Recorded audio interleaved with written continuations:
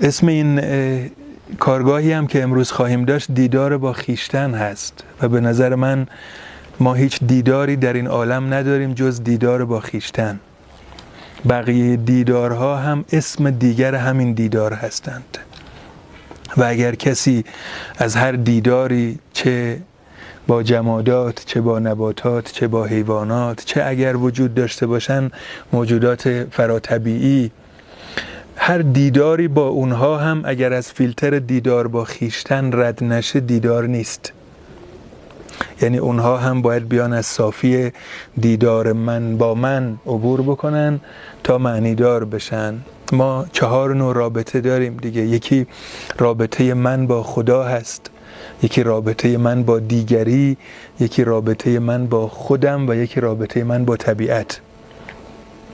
هر 3 نوع دیگر رابطه هم یعنی خدا و طبیعت و دیگری هم اسمهای دیگر من هستند. یعنی جز من کسی و چیزی در این عالم وجود نداره و توی این من گفتن غروری نیست که فکر کنیم خودخواهی یا خودشیفتگی هست. در واقع نه. اگر من یعنی ذهن من حضور و وجود نداشته باشه نه خدا هست، نه دیگری هست و نه طبیعت.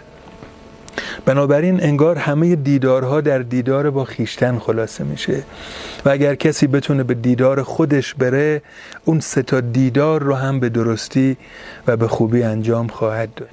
چیزی که در عالم پیدا نمیشه دوستان یقین هست. یعنی کمیابترین، نادرترین متاعی که در این عالم میتونه وجود داشته باشه یقینه.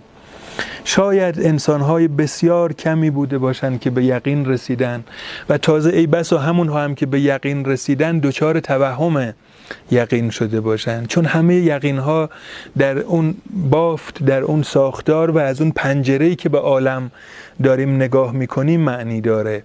اگر ما بفهمیم که در این عالم با پنجره‌ها روبرویم، نه با دانش، نه با یقین، نه با قطعیت، و وقت نگاه ما به عالم هم متفاوت میشه. این نظر من نیست، پرسپکتیویزم نگاه نیچه است به عالم. نیچه میگه که حقیقت یکی بیشتر نیست ولی پنجره های شما متفاوته. ما دقیقاً نسبت به عالم هم همینطوری هست دوستان برخوردمون. یعنی هرچه ما این پنجره ها رو بیشتر امتحان بکنیم، هرچه پشت پنجره های دیگران بیشتر بتونیم بایستیم، هم به لحاظ نظری معرفت ما به یقین و به حقیقت نزدیکتره، هم به لحاظ عملی اهل مدارا و شفقت و رواداری خواهیم شد.